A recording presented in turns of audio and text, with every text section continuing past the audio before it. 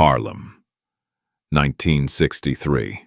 Three of the most dangerous men in New York spent 3 weeks building the perfect plan to end Bumpy Johnson at midnight, and by 11:59 the plan was still perfect. But Bumpy never moved, never called for help, never changed a single thing about his night. So what exactly did Bumpy Johnson do that made 3 killers destroy each other before they ever reached his door? To understand how it all led here, we go back to where it truly began. Harlem, New York, Tuesday night, November 12th, 1963, 10 o'clock. The restaurant on 116th Street had been closed to the public since 8. The sign on the door said, "Private event, no entry."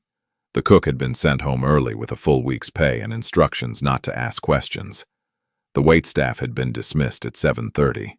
By 9:15, the only people left in the building were the 3 men who had arranged this meeting. The 2 armed men standing at the top of the stairs leading down to the basement, and the particular darkness that settles over a room where something irreversible is being decided. The basement itself was not remarkable. Concrete walls, a single bulb hanging from the ceiling on a short chain, a wooden table, square, big enough for 4 but set for 3. And on that table, spread flat with its corners weighted down by a coffee mug, an ashtray, and 2 empty glasses, was a map of Harlem.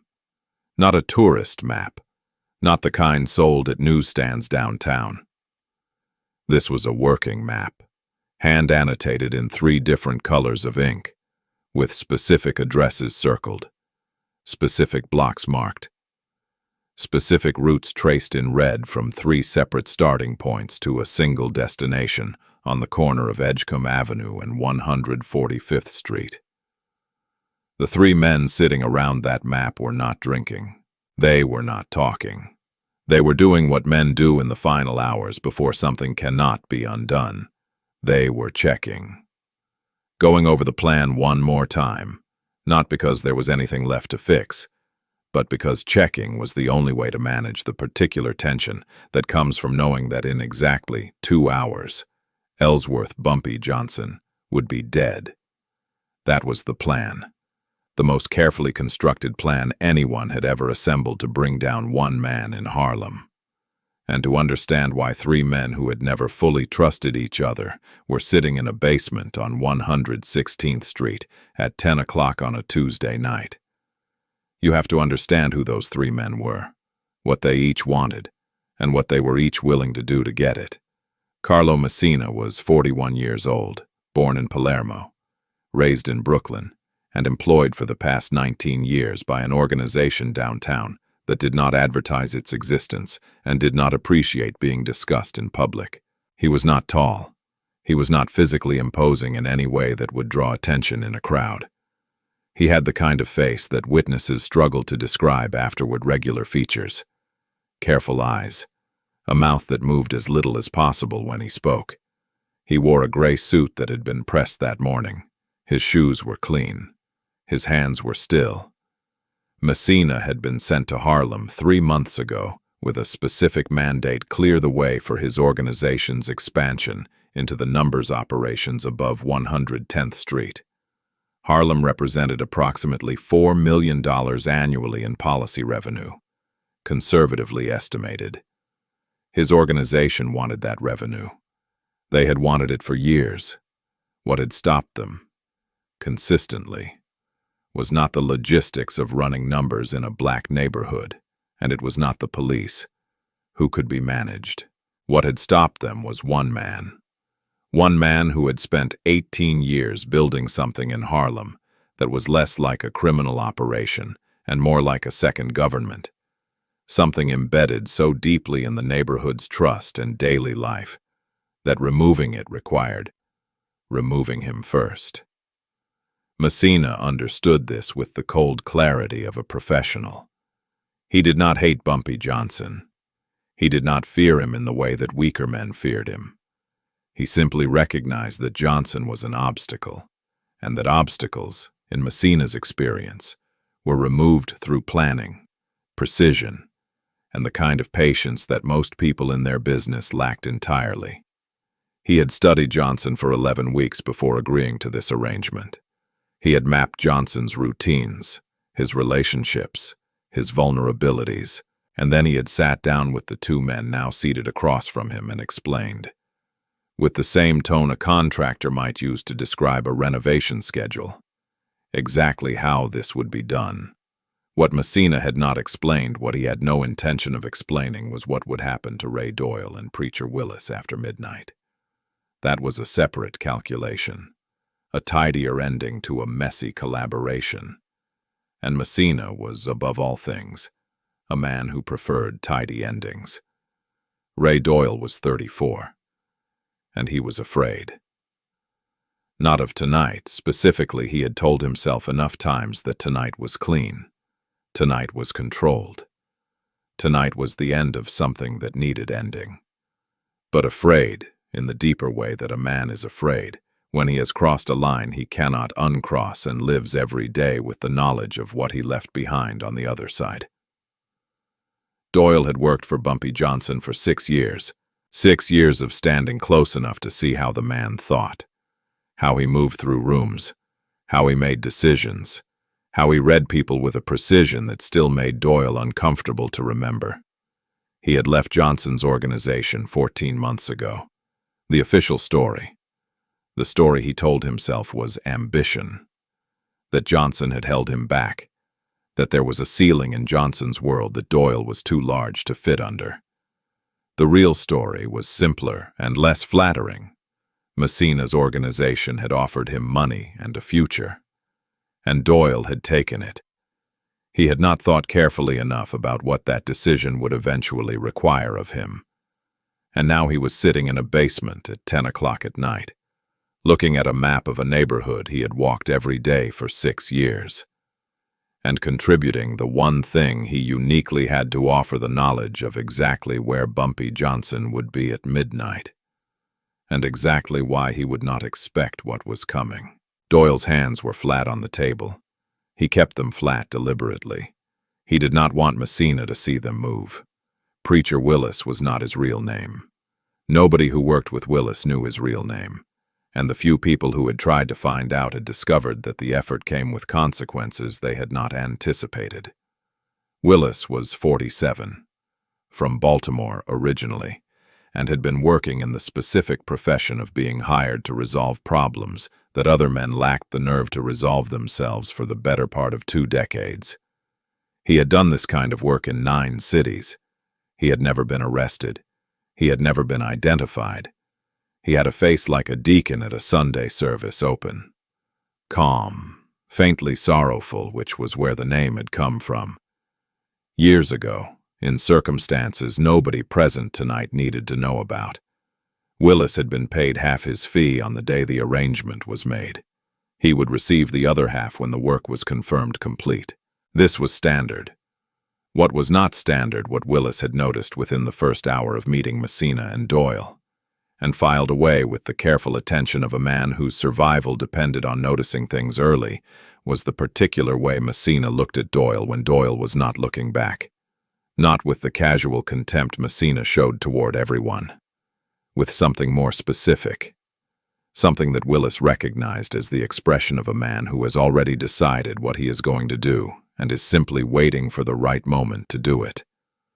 Willis had taken note of this. He had said nothing. He had accepted his half payment, studied the map, confirmed the logistics, and arrived tonight carrying 2 things. Nobody in this basement knew about a second weapon strapped to his left ankle, and a private contingency for what he would do if the situation after midnight became different from the situation as described. 3 men, 1 plan, 1 map, 1 destination, and in 2 hours, the most dangerous man in Harlem would be dead. That was what they believed at 10 o'clock on Tuesday, November 12th, 1963. That was what the map told them. That was what the plan, detailed and cross-checked and built on 3 weeks of surveillance, confirmed beyond reasonable doubt.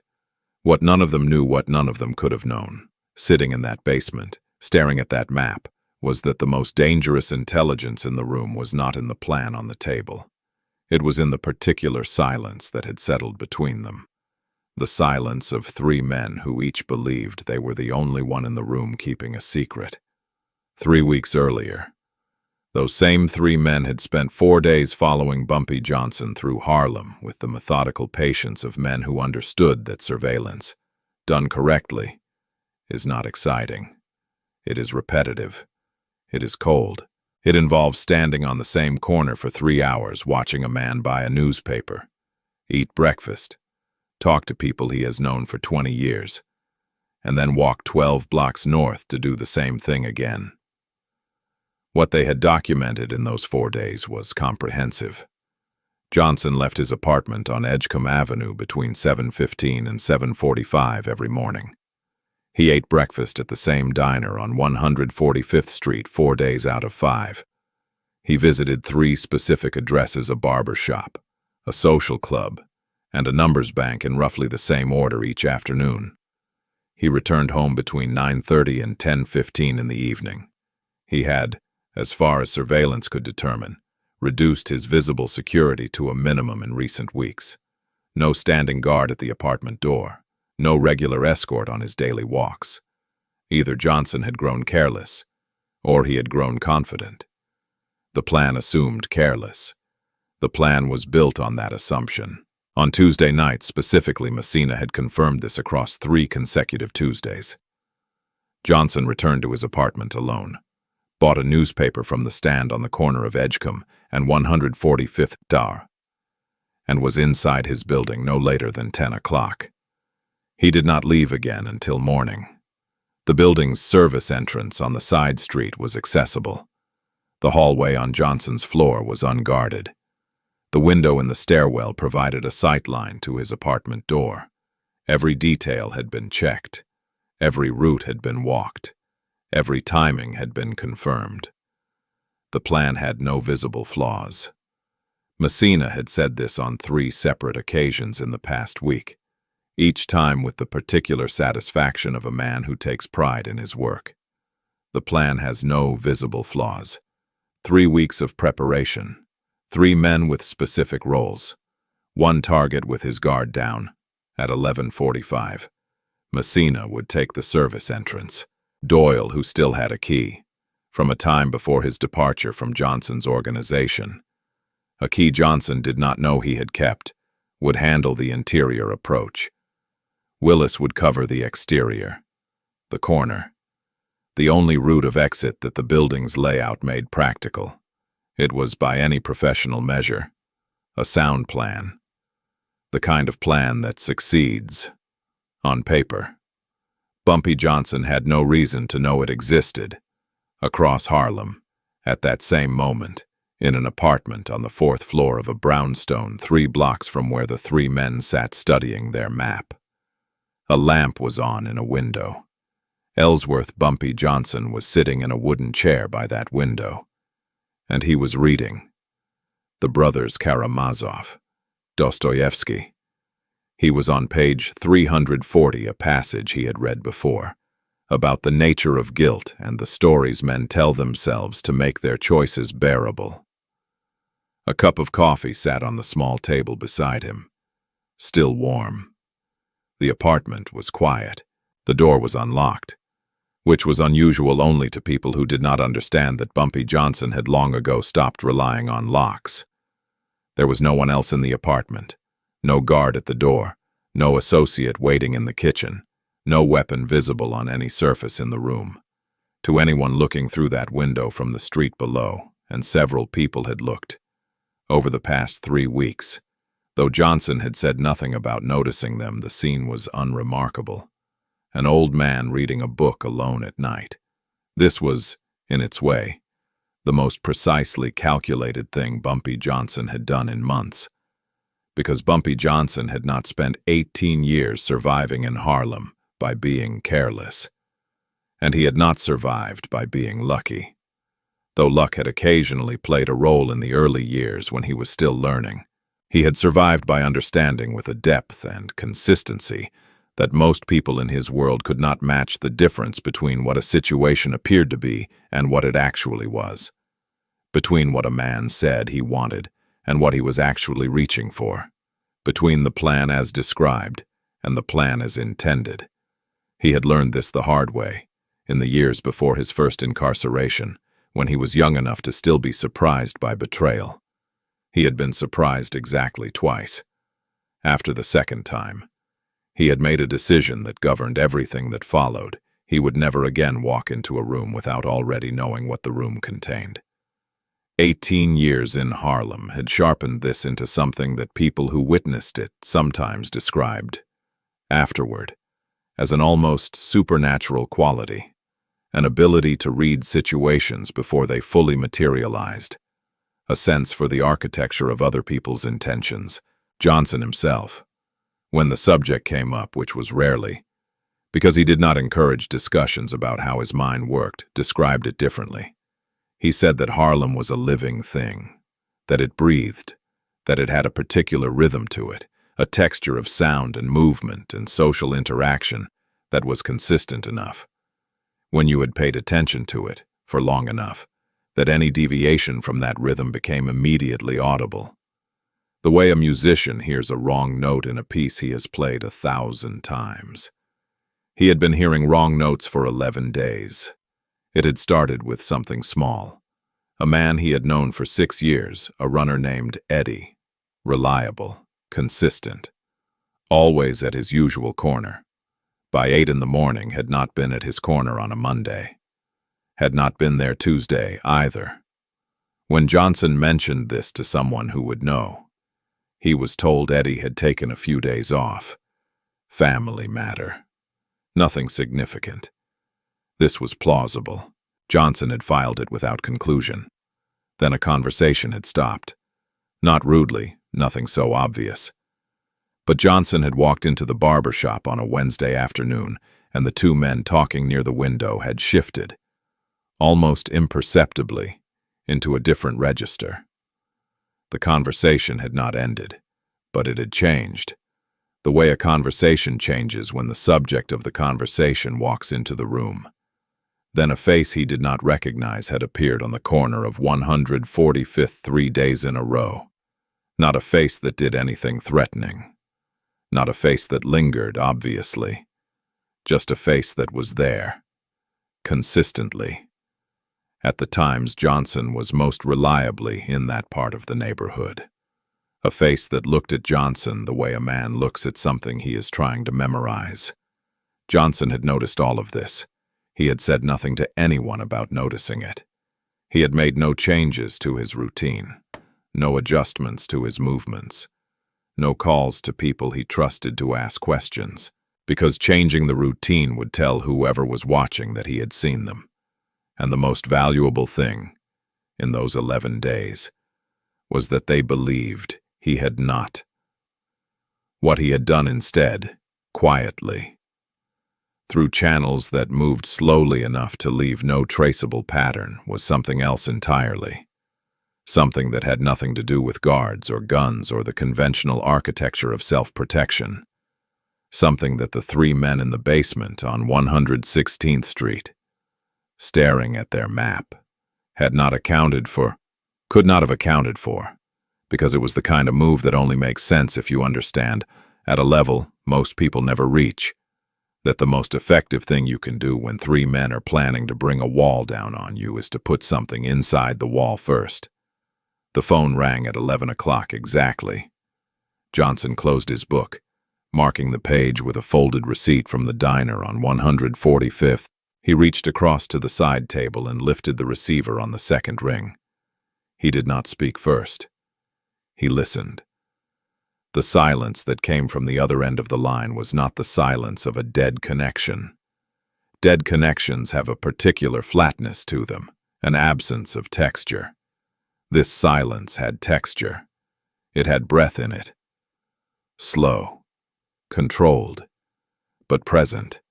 It had the specific weight of someone who had picked up the phone and dialed and was now standing on the other side of indecision, holding a receiver, trying to find the words for something they had rehearsed and could no longer remember how to say. Johnson waited. He was patient in ways that most people were not, because he understood that silence, applied correctly, was more effective than almost any question. 7 seconds passed. Then Johnson spoke. Quietly, without heat, without urgency, in the tone of a man confirming an appointment he had already known about. Thank you for calling. I already know. Tique. He set the receiver down gently. He did not slam it. He did not hold it for a moment before hanging up, the way people do when they are processing emotion. He simply placed it back in the cradle with the same deliberate care he applied to everything. And then he turned back to the window. Harlem was lit below him. The corner stores, the street lights on Edgecombe, a bus moving up the avenue, nearly empty at this hour, its windows yellow against the dark. A woman walking fast on the opposite sidewalk, coat pulled tight against the November cold. Ordinary. Ordinary in the specific way that Harlem was always ordinary on the surface, regardless of what was moving underneath it. Johnson looked at all of it for a long moment. Then he picked up his coffee cup still warm, just barely, and took a slow sip. He set it down. He opened his book again, found his page, and began to read. He did not call anyone. He did not move from his chair. He did not check the door or the window or the stairwell. He read 3 more pages of Dostoevsky, finished his coffee, and at 11:17 he set the book aside, turned off the lamp, and sat in the dark looking out at the lights of Harlem with the unhurried composure of a man who has already made every decision that needed to be made and is now simply waiting for the world to catch up. 3 blocks away, in the basement on 116th Street, Carlo Messina looked at his watch. 11 o'clock. 1 hour to go. He looked at Doyle, then at Willis, then back at the map. We go over it one more time, he said. Nobody objected. They went over it one more time. What none of them said, what none of them could bring themselves to say aloud in that room, was the thing that had been present all evening as a low, persistent frequency beneath the planning and the checking and the professional calm. The thing that Messina felt but attributed to pre-operation nerves. The thing that Doyle felt and could not entirely explain. The thing that Willis felt and had learned. Over 20 years of this particular work. To take seriously when it arrived without an obvious source. The feeling that something in the room already knows how this ends. And it is not the plan. Bumpy Johnson did not move from that chair, did not make a single call, did not change a single detail of what the 3 men in the basement believed they knew about his evening. Because he had already done everything that needed doing 3 weeks earlier, in a conversation so quiet that no one outside of one other person knew it had taken place. The question was not whether the plan would fail. The question was what exactly Bumpy Johnson had put inside the wall and when it was going to go off. 11:30. The basement on 116th Street had been empty for 20 minutes by then. The map was still on the table. Corners still weighted down by the coffee mug and the ashtray and the 2 empty glasses. But the men who had studied it were gone, each one moving through Harlem's November darkness toward a position they had memorized down to the number of steps between doorways. The single bulb still burned above the empty table. Nobody had thought to turn it off, or perhaps nobody had wanted to be the last one in the room. Messina moved north on Lenox Avenue, alone, hands in the pockets of his gray suit, walking at the pace of a man with no particular destination. This was deliberate. Messina had learned early in his career that the way a man moves through a neighborhood tells that neighborhood everything it needs to know about his intentions. Purposeful movement attracts attention. Casual movement disappears into the background noise of a city at night. He crossed 120th Street without breaking stride, nodded once at a woman sitting on her stoop who looked up as he passed, and continued north with the unhurried patience of someone who has done this kind of work long enough to understand that the last 30 minutes before midnight are not the time for urgency. Urgency is for people who haven't planned carefully enough. 3 blocks east and moving parallel. Ray Doyle was not as composed. He had taken the route they had assigned him east on 117th, then north on 5th Avenue toward the approach that his knowledge of Johnson's building made him uniquely suited to navigate. But his stride had a quality to it that a careful observer might have noticed. Slightly too fast, slightly too deliberate in its regularity. The way a man walks when he is concentrating on appearing normal rather than actually being normal. Doyle's hands were not in his pockets. They were at his sides, fingers slightly open. The unconscious posture of a man who wants to be able to reach for something quickly. He had not been this close to Bumpy Johnson's building in 14 months. The proximity was doing something to his nervous system that all of his preparation had not adequately addressed. And moving west from Amsterdam Avenue, cutting through the side streets with the fluid, unhurried ease of a man who has done this in 9 cities and found each one fundamentally the same after midnight, was Preacher Willis. Willis moved differently from both of them, not carefully, not quickly, but with a quality of attention that was almost meditative, his eyes tracking everything, cataloging everything, filing everything into the particular mental architecture of a man who survives by noticing what other people miss. He had confirmed his secondary weapon at 11:15, reaching down to his left ankle in the shadows of a doorway on Amsterdam and feeling the familiar weight of it with 2 fingers before straightening up and continuing west. He had thought about the photograph again, the one he'd been shown 3 days ago. Messina and Doyle in a room without him, heads together over papers Willis was not meant to see, and then he had set the thought aside. The way he set aside everything that was not immediately actionable. There would be time for that calculation later. The plan came first. Each of them believed, at 11:30, that they were the only one carrying a private contingency into this night. Each of them was wrong. 22 days before that Tuesday night, Bumpy Johnson had a conversation that lasted 45 minutes and took place in a room that no one outside of 2 people knew existed. The room was in the back of a dry cleaning establishment on 133rd Street, behind a false wall that had been installed in 1958 for reasons that had since become irrelevant but that now served a different purpose, a space where Bumpy Johnson could meet with exactly 1 person at a time, with the certainty that the conversation would remain between them and whatever God was paying attention that afternoon. The person he met with was a man named Calvin Tate. Though nobody in any of the 3 circles now moving through Harlem streets had ever heard that name.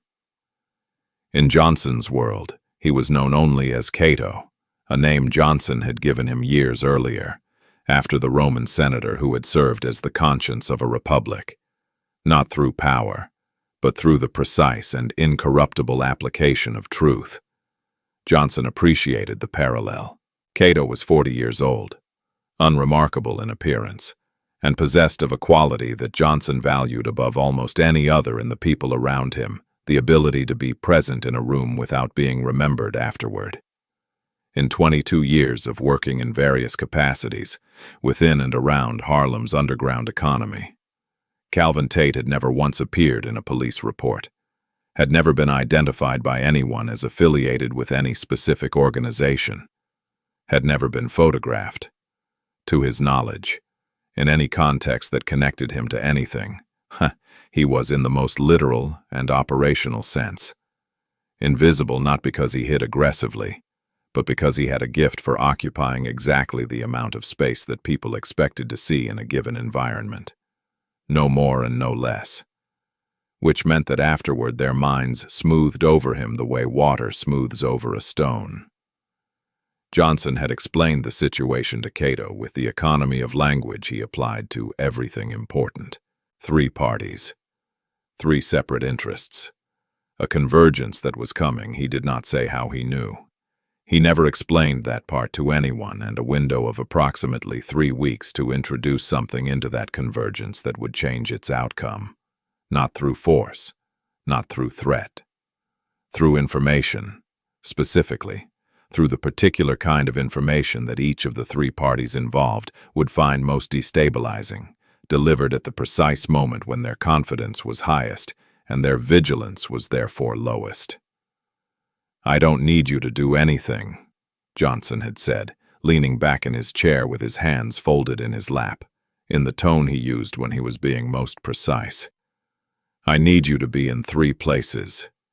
I need you to listen, and when the right moment comes, and you will know it when it comes, because it will be the moment when each of them feels most certain about the other 2. I need you to whisper exactly one true thing into exactly one ear. Just enough truth to let their own fear do the rest." Cato had asked only one question: what if they don't break? Johnson had looked at him for a moment before answering. "They're already broken," he said. "I'm just showing each of them the cracks in the other 2. Men like that don't need to be pushed. They need to be shown the door." Cato had spent the following 3 weeks doing something that required a quality of patience and social intelligence that very few people possess. He had made himself useful to all 3 parties simultaneously, without any of them knowing he was connected to the others. To Messina's people, he was a local contact with knowledge of Harlem streets and a willingness to provide logistical support without asking inconvenient questions. To Willis, he was a source, someone who moved information for a fee, the kind of peripheral figure that men in Willis's profession cultivate in every city they work in. Because information is always more valuable than ammunition.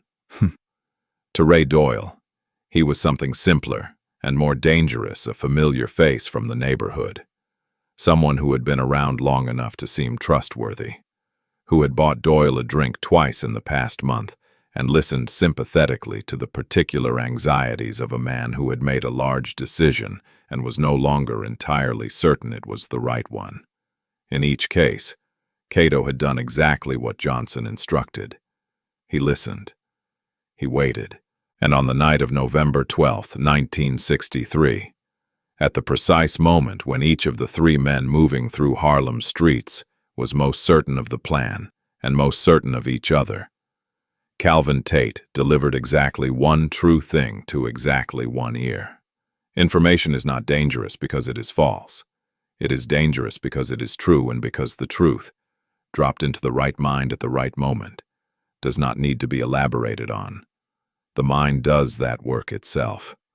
The mind takes one true thing and builds an entire architecture of implication around it, and by the time it is finished, the original fact is almost irrelevant. What matters is what the mind constructed in response to it. And the mind, when it is frightened, and when it is given a true thing to be frightened about, builds very fast and very dark. 1147. Preacher Willis was on 118th Street, moving west, when he felt a slight additional weight in the left side pocket of his coat. He stopped walking, stood still for 2 seconds, reached in with 2 fingers and drew out a manila envelope. Small, sealed, folded once. He looked at it without expression. He had not put it there. He was certain he had not put it there. Because Willis was the kind of man who knew at all times exactly what was in each of his pockets, the way a pilot knows the position of every instrument on a panel without looking at it. He stepped into the shadow of a building entrance and opened the envelope. Inside were 2 items. The first was a photograph, black and white, slightly grainy, taken through a window or from a significant distance with a long lens. It showed 2 men at a table in a room Willis did not recognize. One of the men was Carlo Messina. The other was Ray Doyle. They were looking at papers on the table between them. The meeting, based on the photograph, had taken place recently, Messina was wearing the same gray suit Willis had seen him in twice this week.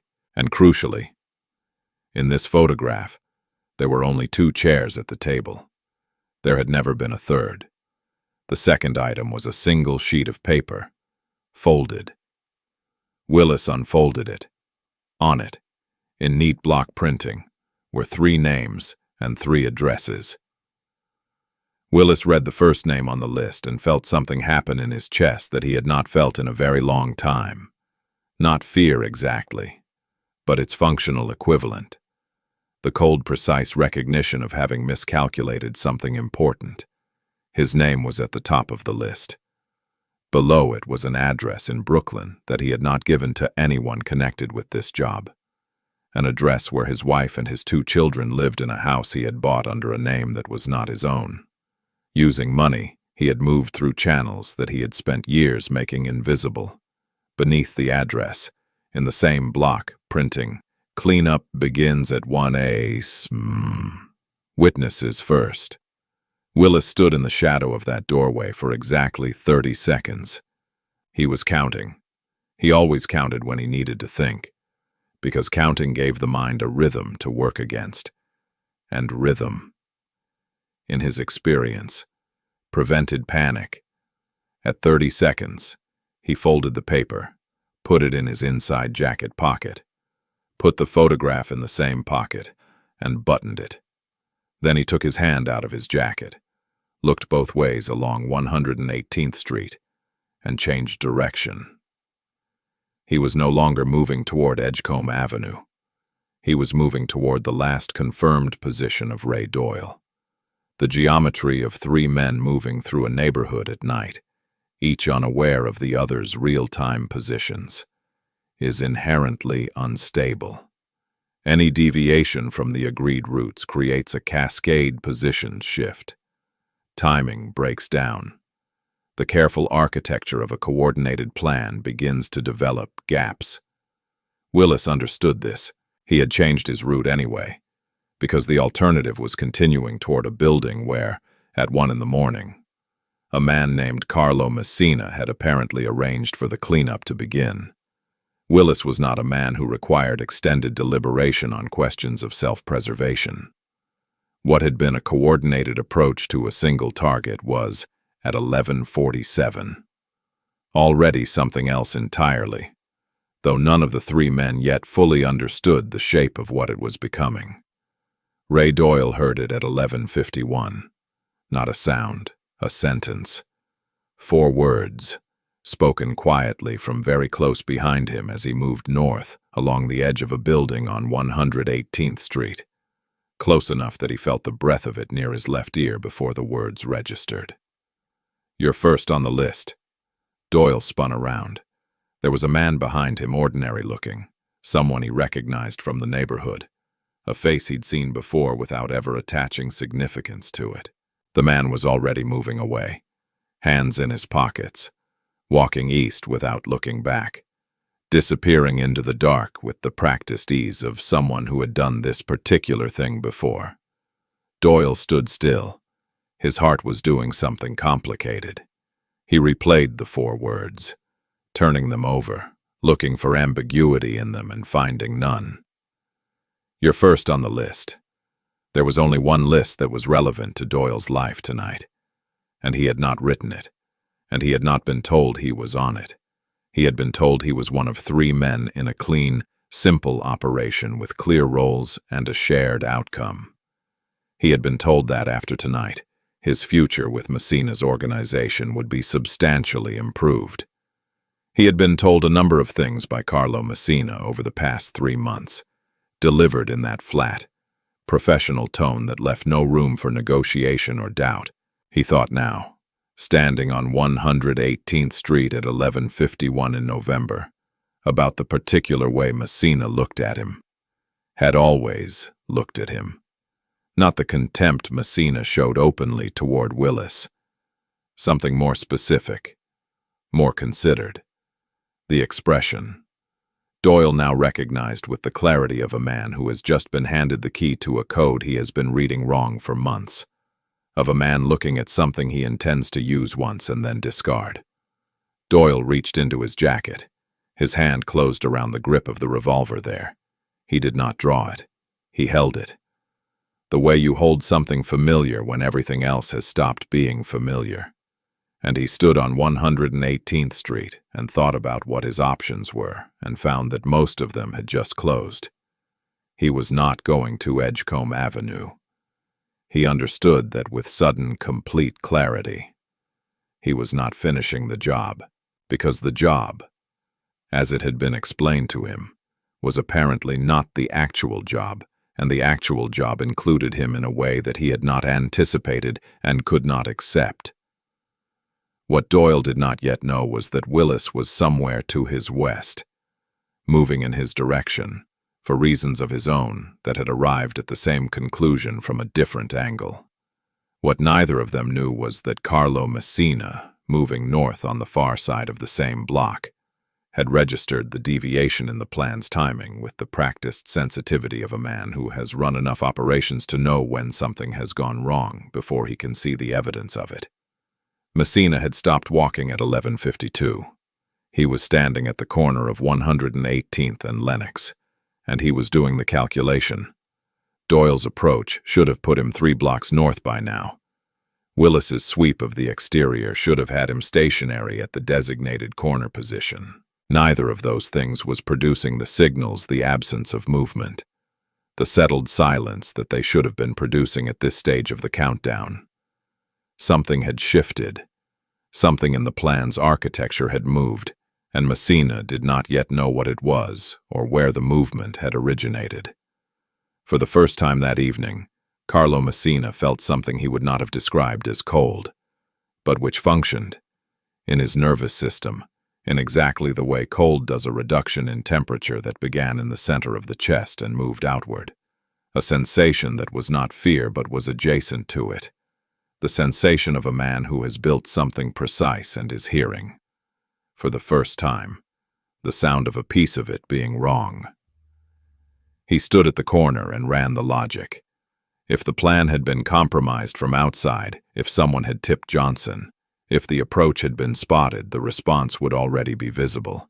There would be movement from Johnson's building, phone calls, people appearing in the street. There was none of that. Harlem was quiet in the specific way Harlem is quiet after 11 on a Tuesday night in November.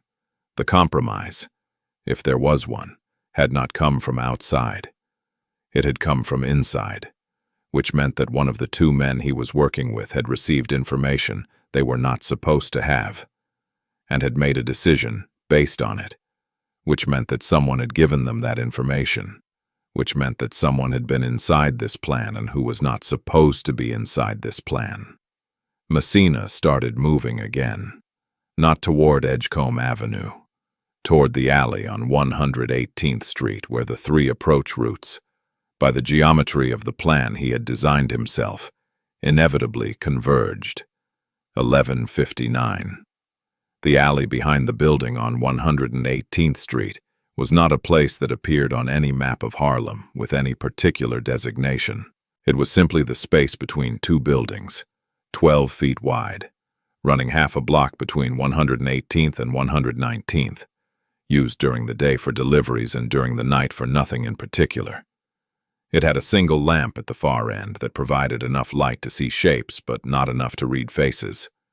3 men walked into that alley from 3 different directions within 45 seconds of each other. Willis came in from the west end and stopped 6 feet inside. Doyle came in from the east end and stopped when he saw Willis. Messina came in from the 118th Street entrance and stopped when he saw both of them. And the 3 men stood in the near darkness of a Harlem alley at 11:59 on a Tuesday night in November and looked at each other. Nobody spoke first. The silence that settled over the alley in those first few seconds was different in quality from any of the silences that had preceded it that evening. It was not the silence of planning. It was not the silence of waiting. It was the silence of 3 men who have each arrived, from different directions and by different routes, at the same understanding that the night has become something none of them planned for, and that the person responsible for that transformation is not present. has never been present, and has nonetheless been in the room with all of them from the beginning. Willis was the one who spoke. His voice was level, almost conversational, which was the most frightening thing about it. "You want to tell me about the list," he said, "or should we start somewhere else?" Messina looked at him, then at Doyle. Doyle's hand was inside his jacket. Willis's hands were visible, which told Messina something about where Willis's secondary weapon was and why his hands did not need to be hidden. Messina's own hands were in the pockets of his gray suit, and he left them there, because the calculation he was running rapidly, in the precise way he ran calculations, was telling him that this was not a situation that would be improved by anyone drawing anything in the next 30 seconds. "There is no list," Messina said. His voice was even, professional, the voice of a man managing a situation. "Wrong answer," Willis said, not loudly, not with heat. Just as a statement of fact. Doyle said nothing. He was looking at Messina the way a man looks at someone he has been reading wrong for a long time and has just now corrected his interpretation of, and the expression on his face was not anger exactly. It was something quieter and more permanent than anger. The expression of a decision already made. The three men stood there, and Harlem was quiet around them. And somewhere above the roofline the November sky was perfectly clear.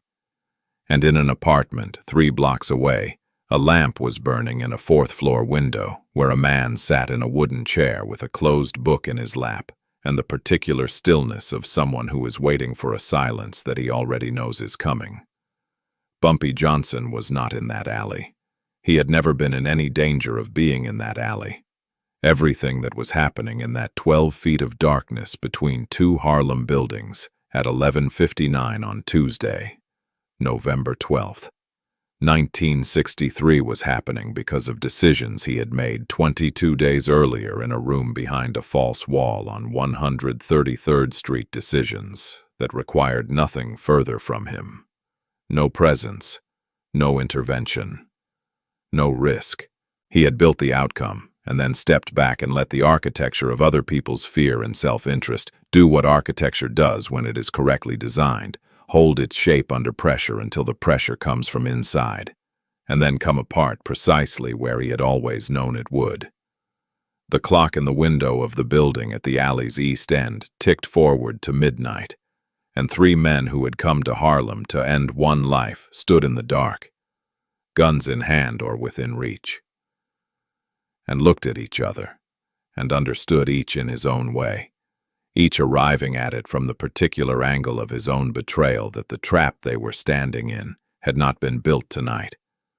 It had been built 3 weeks ago, by someone who was not here, who had never needed to be here, and who was at this exact moment 3 blocks away in a lit apartment, reading Dostoevsky. The next morning, only one of the 3 men who had walked into that alley was in any condition to walk out of Harlem under his own power. And what he did next, where he went, and why, and what he said when he got there was the part of the story that nobody who heard it afterward could fully explain. Because he didn't run, he didn't disappear. He walked 12 blocks north in the early morning light and knocked on the door of the man he had come to destroy. And the door was already open. 6:47 in the morning. Harlem woke up the way Harlem always woke up, without ceremony, without pause, without any acknowledgement that the night before had been anything other than an ordinary November night. The newsstand on the corner of 145th and Lenox opened at 6:30, and by 6:47 the man behind it was already calling out headlines to people passing on their way to work. His breath visible in the cold morning air, his voice carrying the particular rhythm of a man who has done this same thing at this same corner for 11 years and expects to do it for 11 more. A school bus idled on 143rd Street, its yellow sides catching the early light. The diner on 145th had its door propped open despite the cold, and the smell of coffee and fried eggs moved out into the street and mixed with the smell of bus exhaust and cold concrete in the specific combination that was, for anyone who had grown up here, the smell of Harlem in the morning. Nobody on those streets knew what had happened in the alley on 118th Street between 11:59 and midnight. Nobody was talking about it. Nobody had any reason to connect the ordinary Tuesday morning unfolding around them to anything extraordinary. The only evidence that anything had occurred at all was on page 12 of the morning paper, a single paragraph. 4 sentences, tucked between an advertisement for a hardware store and a brief item about a water main repair on Amsterdam Avenue. Disturbance reported in alley near West 118th Street. Officers responding found evidence of altercation. Investigation ongoing. No arrests made. No names. No description of what had been found or by whom. 4 sentences that told the reader almost nothing, which was, in the particular grammar of New York City newspaper reporting in 1963, a way of saying that whatever had happened was either too complicated or too sensitive to explain in 4 sentences, and that the people responsible for explaining it had decided, for the time being, not to try. The paper had been folded to that page and left on a specific table in a specific apartment on Edgecombe Avenue, where a man had been sitting since 5:30 in the morning with a fresh cup of coffee, and the unhurried stillness of someone who slept well and woke early and had no unfinished business pressing on his mind. Ray Doyle knocked on the door of Bumpy Johnson's apartment at 7 o'clock exactly. The knock was not tentative, but it was not confident either. It was the knock of a man who has made a decision he is no longer questioning, but has not yet fully inhabited the sound of someone who knows what he is doing, without entirely knowing why, following a logic that his mind has accepted, even though the rest of him has not caught up. The door was open, not unlocked open, pushed to, but not latched, so that Doyle's knock swung it inward 2 inches, and he was left standing in the hallway, looking through the gap at Bumpy Johnson sitting at his kitchen table with a cup of coffee and a folded newspaper, wearing the same clothes he had been wearing the night before, looking like a man who had simply never gone to bed because sleep had not been necessary.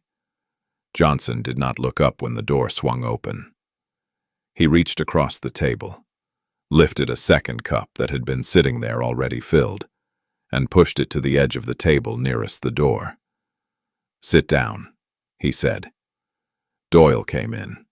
He sat down across from Johnson. He wrapped both hands around the coffee cup. Not because he was cold, but because having something to hold made the next part slightly more possible. The apartment was quiet in the way that apartments are quiet at 7 in the morning, when the city outside is already loud, a contained silence. A pocket of stillness inside the larger noise of Harlem coming back to life. The silence between them lasted almost a full minute. Johnson drank his coffee. Doyle looked at the table. Neither of them was in a hurry. Or rather, Johnson was not in a hurry, which meant the pace of the room was his. And Doyle, who had spent 6 years learning how rooms worked when Bumpy Johnson was in them, understood this without needing it explained. Finally, Doyle looked up. His face had the particular quality of a man who has been awake all night processing something that kept refusing to resolve, and has arrived at morning with the question still intact, unchanged, demanding an answer that nothing in his experience has equipped him to find on his own. "How long did you know?" he said. Johnson set his cup down. He looked at Doyle for a moment, not the evaluating look of a man deciding whether to trust, but the slower, quieter look of a man deciding where to begin. Then he leaned back in his chair and told a story. He said that when he was 17 years old, a man named Walter Briggs had taught him to play chess in the back room of a barber shop on 132nd Street. Briggs was 60 at the time, had been playing chess since he was 8, and had the particular quality of patience that very old chess players develop the ability to sit with a position for a long time without needing it to resolve. Johnson had played against him every Saturday for 4 months and had lost every single game. Not narrowly, completely. The kind of losses that feel less like defeats and more like demonstrations, like the other person is showing you something about the nature of the game that you have not yet understood. On the last Saturday of the 4th month, Johnson had lost a game in 11 moves, which was, even by his standards at that point, unusually fast. He had stared at the board afterward for a long time. Then he had said, to no one in particular, that he had made a mistake on move 7, and that was why he lost. Briggs had shaken his head. "You didn't lose because of move 7, he said. "You lost because you spent the whole game trying to figure out how to win. You never stopped to figure out what I wanted more than winning. If you'd understood that, you'd have seen move 4 coming. You'd have seen all of it coming." Johnson paused. He looked at Doyle across the kitchen table. "Messina wanted Harlem," he said. "Willis wanted money. You wanted a future you thought I couldn't give you." He picked up his coffee cup, turned it once in his hands.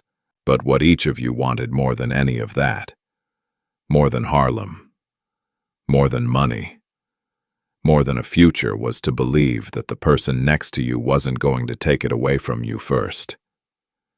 He set the cup down. "I didn't break your alliance. You were never an alliance. I just made sure each of you could see what the other two were holding." Doyle sat with that. The apartment was quiet. Outside, the school bus on 143rd Street pulled away from the curb, and the sound of it carried faintly through the window, ordinary, unhurried, indifferent to everything that had happened in the 12 hours preceding it. "You never needed to be there," Doyle said. It was not quite a question. "I was there," Johnson said simply. "I just wasn't in the alley." At 7:22, Bumpy Johnson stood up from the table, put on his coat, picked up the folded newspaper, and walked out of the apartment. Doyle stayed at the table. He did not try to follow. He sat with his coffee cup and the silence of the kitchen and the slow, thorough understanding that was still settling into him, like water finding its level. And he listened to Johnson's footsteps move down the hallway and down the stairs and out into the morning, on the street below. Harlem was fully awake. Johnson walked to the newsstand on the corner, bought a paper, a second copy, though the man behind the counter did not know that, and opened it to page 12. He read the 4 sentences there. He folded the paper, tucked it under his arm, and walked north on Edgecombe Avenue in the November morning light, at the pace of a man with no particular destination and no particular urgency. Nodding once to a woman he recognized outside the diner, and pausing briefly to look up at the sky above the roofline, clear, pale blue, the kind of sky that appears sometimes in November like a concession, like the weather acknowledging that it owes the city one last decent morning before winter arrives in earnest. He did not look back toward his building. He did not make any calls. He did not speak to anyone about what had happened the night before, or what had not happened, which amounted to the same thing. 3 men had come to Harlem the previous night carrying the specific intention of ending Ellsworth Bumpy Johnson's life. They had planned for weeks. They had studied him, mapped him, timed him, and built an architecture of approach that accounted for every variable they could identify. And they had failed not because Johnson outran them, not because he outgunned them, not because anyone intervened on his behalf in any visible or dramatic way.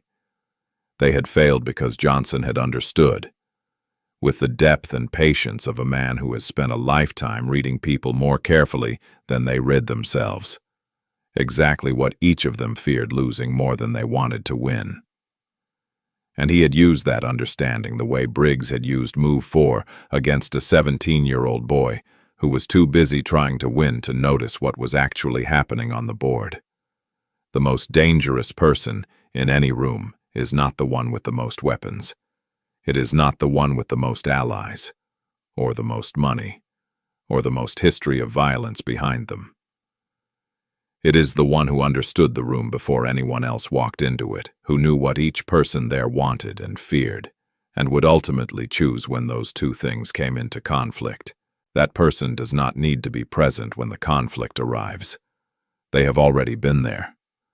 They were there 3 weeks ago, in a quiet room behind a false wall on 133rd Street, drinking coffee and explaining to one man exactly what to whisper and when. Bumpy Johnson turned the corner at 148th Street and walked on. Behind him, Harlem continued its morning without interruption. The newsstand, the school bus, the smell of coffee from the diner on 145th, the city, indifferent and continuous, moving forward the way it always does, as though last night were simply last night, and this morning were simply this morning, and the distance between a man's survival and his destruction were not, in the end, a matter of guns or allies or timing, but of something quieter and far more difficult to acquire, the understanding of what the other person wants more than they want to win. That was November 1963. Bumpy Johnson would live for another 5 years, moving through Harlem with the same unhurried composure, the same morning newspaper, the same cup of coffee at the same diner table. In all of those years, no one tried again. Not because they stopped wanting to, because they remembered what happened to the last 3 men who did, and more importantly, because they understood, at last, that trying to outmaneuver Bumpy Johnson required understanding him first. And understanding him, as it turned out, was the one thing nobody who came against him ever managed to do before he had already understood them.